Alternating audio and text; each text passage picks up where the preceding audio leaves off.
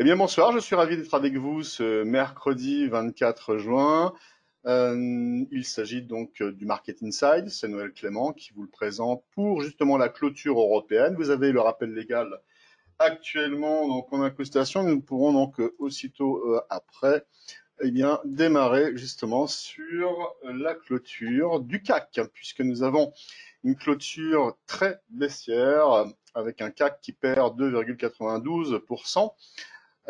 Qui passe en dessous de 4900 à 4871,36. Je pense que ça va être terminé maintenant, ça ne bougera plus. Et le DAX, celui qui perd un peu plus à 3,59% de baisse à 12 072,75. Alors, depuis un certain temps, nous avons donc parlé justement donc des différents risques que nous avions et que le marché donc ne prenait pas en compte, puisque le marché était ostensiblement orienté dans un seul sens, c'est-à-dire la hausse en faisant fi de tous les risques et de toutes les alertes. Et manifestement, il en a fallu donc une grosse couche, un nombre important de répétitions pour que nous puissions avoir une baisse justement sur ces indices. Là, nous allons parler donc du S&P 500, ensuite du VIX, puisqu'il est couplé avec, ensuite du Nasdaq 100, du Gold et du WT. Alors on va essayer d'aller vite. Ce qui a inquiété surtout le marché vis-à-vis toujours de la deuxième vague et des cas de contamination, nous avions déjà, l'OMS était prévenu qu'il y avait 185 000 cas, donc c'était lundi, avec un décalage de 24 heures. Hier, on était redescendu un peu en dessous, à 138 000 cas, toujours pour 24 heures, de nouveaux cas donc déclarés de contamination. Et aujourd'hui, nous avons les derniers chiffres qui sont à 164 000. On est vraiment dans des pics. Et ce qui inquiète également, bien sûr, c'est que on savait que l'épicentre de cette pandémie était décalé maintenant, donc sur l'Amérique du Sud et sur l'Asie du Sud-Est et aussi l'Afrique. Mais maintenant, donc, ça remonte aux États-Unis, puisque le Texas, la Floride, l'Arizona sont vraiment impactés, puisque nous avons, par exemple, pour la Californie, elle a signalé 7149 cas contre 5000 hier. Le Texas, la Floride, l'Arizona, la Californie, tous ces pays-là, eh bien, ils ont connu donc des fortes augmentations, des nouveaux records au nombre d'infections. Et inévitablement, nous avons donc un marché qui, à un moment donné, donc forcément, est obligé de prendre en compte ces éléments-là. On le voit justement sur le S&P 500. Cette bougie-là, donc c'est une bougie donc 4 heures, hein, et on voit bien qu'elle est vraiment donc très orientée, en sachant quand même que précédemment il y avait déjà eu une orientation qui avait déjà été prise. Et ça rappelle un petit peu ce qui s'est passé pas si longtemps lorsque M. Powell avait annoncé des mauvaises nouvelles. Et ce que l'on voit là, justement, donc en attaquant donc la bande Bollinger inférieure, eh bien, c'est que ça ne diverge pas encore au-dessus, ce qui fait que la bulle n'est pas encore en création. Mais quand même, il y a donc des relents, des signes, il faudra confirmer bien sûr, mais de relance baissière. Alors, le président Trump aussi avait également remis également donc, sa petite patte en disant qu'il prévoyait d'imposer des tarifs douaniers justement aux pays européens, France, Allemagne, Angleterre même, UK. Et puis bon, bien sûr, cerise sur le gâteau, le FMI annonce que la contraction mondiale ne sera pas de 3% comme c'était annoncé, mais de 4,9%. Donc voilà, à un moment donné, c'est vrai que les nouvelles qui étaient mauvaises étaient totalement ignorées, et là, il en fait un cocktail, et le marché donc décide de prendre eh bien, les jambes à son cou pour se sauver. Et là, nous avons justement donc le S&P, on voit donc ce qu'on avait parlé déjà. Rappelez-vous, hein, le préparez-vous donc du Market Insight du 12 juin évoquait ces idées-là. Alors ça met toujours du temps évidemment, hein, on dérive pas mal. Donc nous avions une vague B. Alors on va revenir un peu en arrière. Donc là, cette partie-là donc va être un petit peu donc trouble, mais c'est pas très grave. Ce que l'on veut voir, c'est ça. cette vague A qui est arrivée donc tout en bas, aux alentours du 20 mars, donc pour un S&P qui était aux alentours des 2100, 2200 points. Et puis nous avons remonté avec des vagues, nous verrons tout à l'heure donc sur le Nasdaq, j'avais un peu décompté, même si c'est pas forcément un décompte qui ne bougera pas, puisqu'on sait qu'Elliott donc est toujours en mouvance au fur et à mesure que les informations arrivent. Mais surtout, il y en avait une qui était intéressante, c'était celle que j'avais donc avancée, qui était que si nous avions bien une vague B sur le S&P à 3230, eh bien nous avions donc normalement une vague C qui était en train de se construire. Normalement, la vague C doit descendre plus bas que la vague A, c'est-à-dire plus bas que ce A à gauche, hein, que nous avons là. Et elle se fait donc également donc en impulsion, puisque normalement donc ces vagues correctrices se font donc en trois vagues, hein. Ce sont des corrections qui sont destinées normalement, ces vagues A, B, C, destinées donc de corriger 11 ans de hausse. Pour le S&P, pour mémoire, donc on venait quand même de 666 points en mars 2009 et on est monté à 3200, 11 ans. Et là maintenant donc il est probable que ces vagues ABC donc corrigent ces 11 ans. Et on l'avait déjà vu que ce ne serait pas donc un scandale de voir un S&P revenir sur 1800 points, puisqu'on aurait donc un retracement, si ma mémoire est bonne, aux alentours de 38,2%. Donc ça n'est pas non plus un scandale. Bon, mais ce qui nous intéresse, c'est ce qui se passe maintenant. Et ce qui se passe maintenant, eh bien, c'est sous vague. Eh bien, nous aurions donc un premier déclenchement donc en impulsion baissière, qui était donc noté ici en I, ou une vague 1, si vous préférez. Et une deuxième, donc, qui normalement est très profonde. La deuxième, elle peut remonter jusqu'à 78,6. C'était le côté idéal, en fin de compte, du décompte. Et c'est pour ça que le stop loss qui avait été proposé donc, était situé à 3174, donc sur les recommandations, puisque les 78,6 culminaient à 3164. Et on ne devait pas dépasser cette zone pour rester justement dans ce décompte baissier. Alors nous avons bien eu donc des réactions, notamment lundi quand nous avons ouvert le gap, eh bien nous n'avons pas cessé donc de remonter. En réalité, l'utilité de cette réaction haussière de lundi a permis donc de pointer un seuil, qui est ce seuil-là. Ici, cette pointe basse de ce chandelier, cette pointe basse donc sur le CFD, sur le S&P, est située précisément donc à 3027,10. En dessous de cette pointe basse, parce qu'en soi, le chandelier n'a aucun intérêt. On ne peut pas donner une forme particulière. C'est pas un marteau, c'est pas un doji, c'est pas une contre-attaque haussière, c'est rien. Mais sa pointe basse est importante. Et si on passe en dessous, en clôture, en H4 par exemple, eh bien nous aurons donc une régénération baissière, puisque nous aurions à ce moment-là donc un, une relance justement qui partirait en dessous de ce point bas. Ce que l'on peut faire, c'est regarder quand même en une heure. Parce qu'en une heure, ce que l'on n'avait justement pas comme structure, comme ligne de chandelier exploitable, eh bien nous l'avons justement donc en une heure. Et là, nous avons un marteau, clairement, oui. Et ce marteau donc était forcément haussier, puisqu'il était en bas donc d'une tendance qui était relativement étendue. Encore que c'était voilà. Enfin, en tout cas, on venait donc de environ 200 points au-dessus. Mais ce marteau qui était haussier peut être également baissier dès lors que l'on dépasse la pointe basse de ce marteau. On appelle ça, donc, chez les Japonais, une régénération baissière. C'est ce qui existe aussi sur les doji ou sur les étoiles filantes, etc. Eh bien, ce que l'on est en train de vivre, c'est peut-être effectivement cette régénération haussière, sachant qu'en une heure, nous avons donc une création de bulle. Donc, elle vient de se faire, là, sous nos yeux. Nous avons la BB sub qui monte, la BB1 qui descend. Et en plus de cela, donc nous avons sur un MACD qui passe en territoire négatif. Et nous avons également sur l'ADX, le fameux ADX que je vous sers tous les jours. Et bien là, aujourd'hui, donc on constate que l'ADX, qui est donc l'indicateur de puissance, eh bien, est passé au-dessus de 25 avec un DI- qui est largement au-dessus de 25, hein, puisqu'il est à, je sais pas, peut-être même 40. Il est exactement à 47. Donc, ce qui veut dire que l'orientation baissière, elle est claire. Bon, elle se voit à l'œil nu, évidemment. Donc, voilà, on a peut-être actuellement donc une relance baissière. Dernier élément que je voulais également donc pointer du doigt, que je vous avais donc déjà proposé. Ce que j'avais dessiné ici, c'est le gap baissier sur le marché cash, que l'on ne voit pas bien sûr sur le CFD puisque il cote H24, alors que le marché cash ouvre lui à 15h30. Et ce que je voulais vous montrer, c'est que en réalité, ce gap baissier n'a jamais été fermé.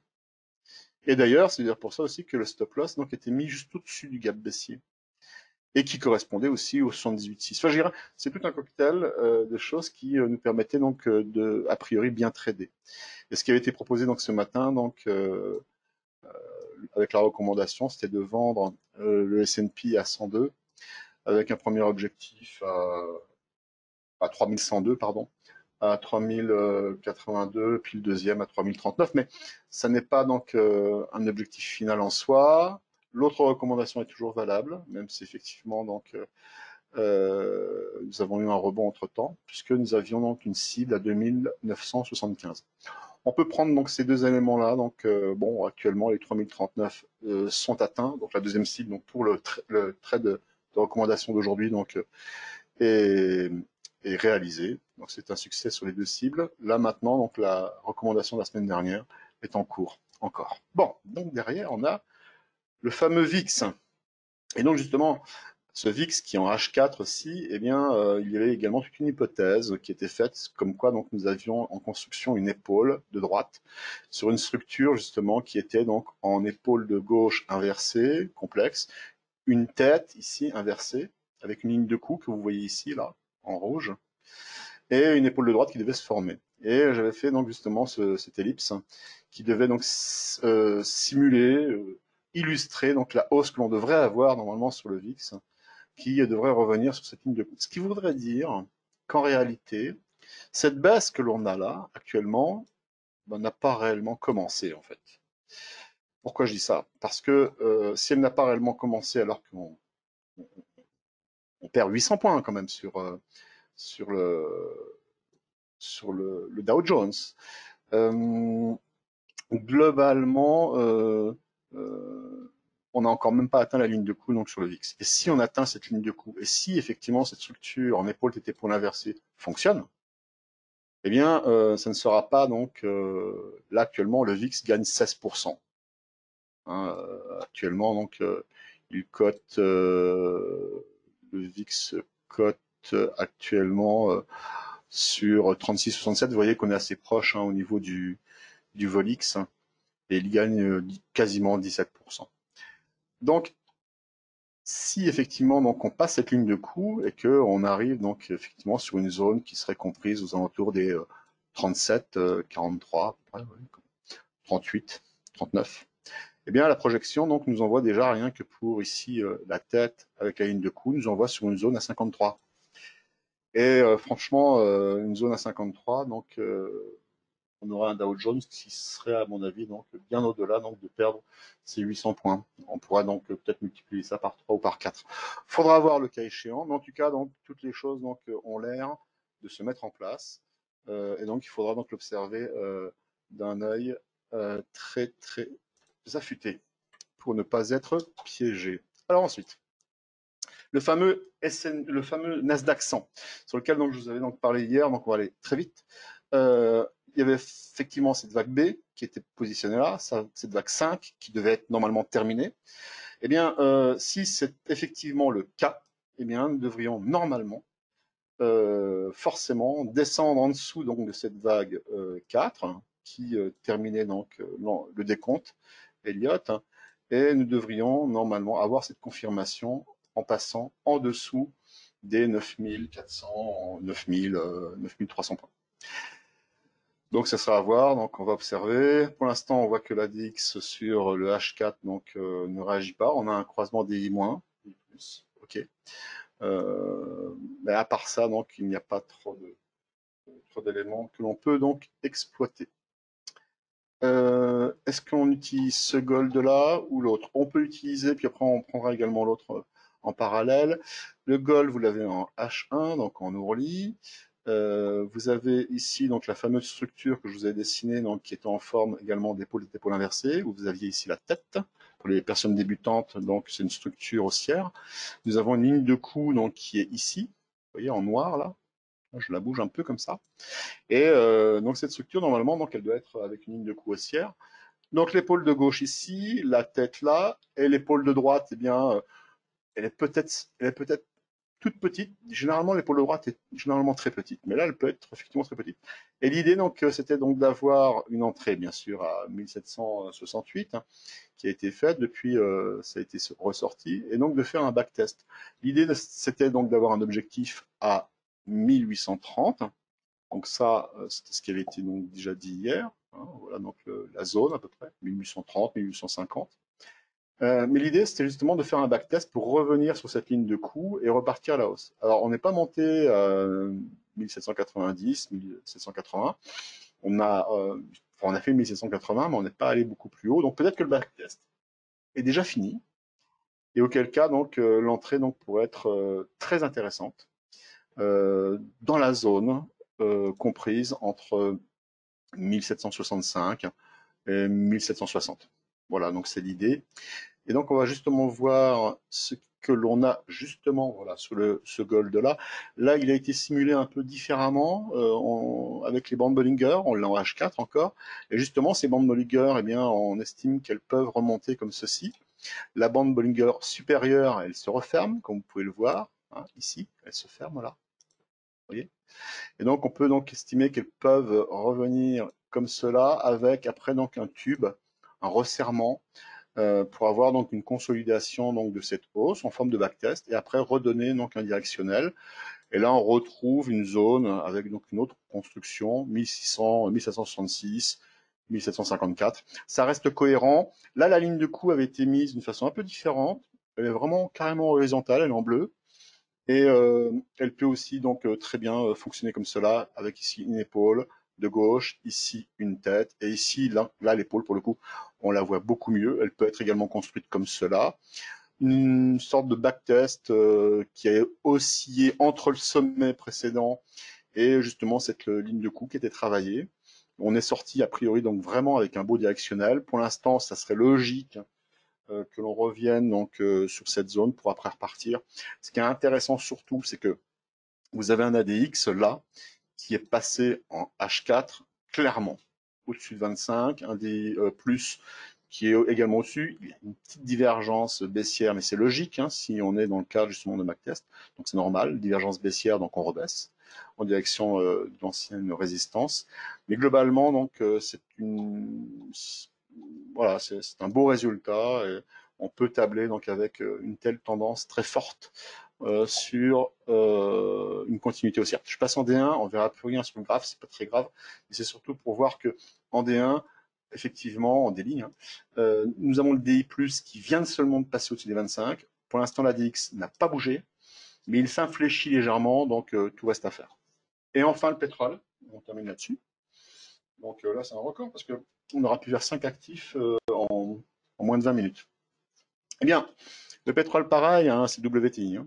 Il y avait une recommandation qui avait été faite il y a plusieurs semaines, où l'entrée donc avait été faite à l'achat à 29, je crois que c'était 29,10, avec un premier objectif à 33. Il y avait une estimation également d'une dérive, elle s'est faite, et la cible finale qui était à 41,20. Et cette cible-là, donc, j'avais estimé qu'on était justement arrivé au maximum, puisque le gap baissier que l'on voit ici, donc excusez-moi, mais ce qui n'est pas important, hein, maintenant on voit plus rien là, mais ce que l'on doit pointer du doigt, c'est ici, cette partie-là, à gauche, vous voyez. Je bouge justement donc mon cercle pour montrer que le 9 mars, nous avons eu un gap baissier très important et que depuis, eh bien, nous avons travaillé ce gap justement au travers de différentes structures, mais surtout une dérive, mais surtout également on voit les moyennes mobiles qui se sont toutes orientées à la hausse. Et donc le pétrole, même si actuellement il prend un petit coup, globalement je suis pas négatif, vraiment. En tout cas, pour être négatif, il faut vraiment que l'on vienne taper les 33, 32, dériver un certain temps, parce qu'on ne peut pas passer à la baisse comme ça. Seulement après, donc si effectivement il y a une vraie relance, une deuxième vague, ou en tout cas un problème économique important, eh bien il faudra donc que les prix donc attaquent ces moyennes mobiles qui vont être des soutiens, puisque c'est simplement la résultante de la moyenne de la psychologie de la foule d'investisseurs qui investissent justement sur le pétrole. Il y en a quand même plusieurs millions, plusieurs dizaines de millions d'individus. Et donc avant donc de faire basculer cette psychologie, qui est traduite justement par ces moyens mobiles qui sont haussières, il faut vraiment donc les taper, les tasser, et donc pendant un certain temps. Donc ce qui veut dire que globalement, on devrait normalement ne pas voir le pétrole baisser beaucoup, en tout cas pas avant août. Mais bon, de toute façon, c'est le marché après qui décide. Il peut très bien me donner tort, puisque c'est lui qui aura de toute façon le dernier mot. Mais a priori, dans l'observation, donc c'est comme ça que ça va se jouer. Et la dernière chose que je voulais vous dire, c'est qu'hier, il me semble que c'était hier, on avait parlé du pétrole, ou avant-hier, ou c'était peut-être sur le live trading avec les clients. On avait dessiné donc justement un biseau ascendant. Ce biseau ascendant, eh bien, avait du sens puisqu'il a été cassé donc cette nuit. Hein, il a été cassé précisément le 23, donc on est le 24, à 20h, de 20h à minuit. Donc, voilà, ça joue à quelques. Donc ça, voilà, à minuit. Et depuis, donc, nous avons attaqué donc la première moyenne mobile hein, à 55 périodes. Et la deuxième donc va venir en soutien, c'est la 144, qui elle se situe environ à 36. Les prix actuellement sont à 38 $. Donc on peut raisonnablement estimer que le pétrole peut très bien, en tout cas le WTI, venir osciller dans une zone qui serait comprise justement entre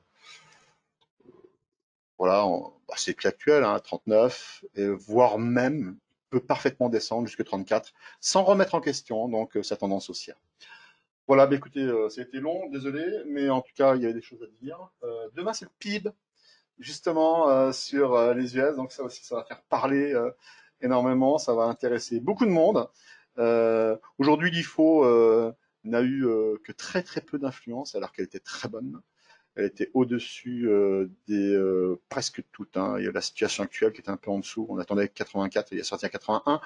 Mais l'IFO sur les perspectives de l'entreprise était attendu à 87, il est sorti à 91. Et le climat des affaires, on était attendu à 85, il est sorti à 86. Mais globalement, c'est pas ça qui a intéressé le marché, c'est toutes les dernières inquiétudes que l'on a citées tout à l'heure. Les stocks de pétrole donc, sont ressortis plus élevés que prévu, puisque le stock de pétrole brut est ressorti à 1 442 000 barils, alors qu'on attendait 0,3 million. Donc il y a plus de stock. Bon, mais globalement, alors effectivement, hein, c'est un prétexte après pour baisser, mais voilà. Donc ça, c'est les dernières statistiques. Mais le vrai souci aujourd'hui, c'est les relances de deuxième vague avec le coronavirus, et puis aussi les menaces hein, de M. Trump vis-à-vis des tarifs douaniers, vis-à-vis de l'Europe. Voilà, protégez-vous à travers des stop-loss, c'est la seule façon donc, de pouvoir protéger votre capital. Mais un stop-loss peut également un stop d'attaque. C'est d'ailleurs comme ça que je l'ai utilisé sur certaines positions.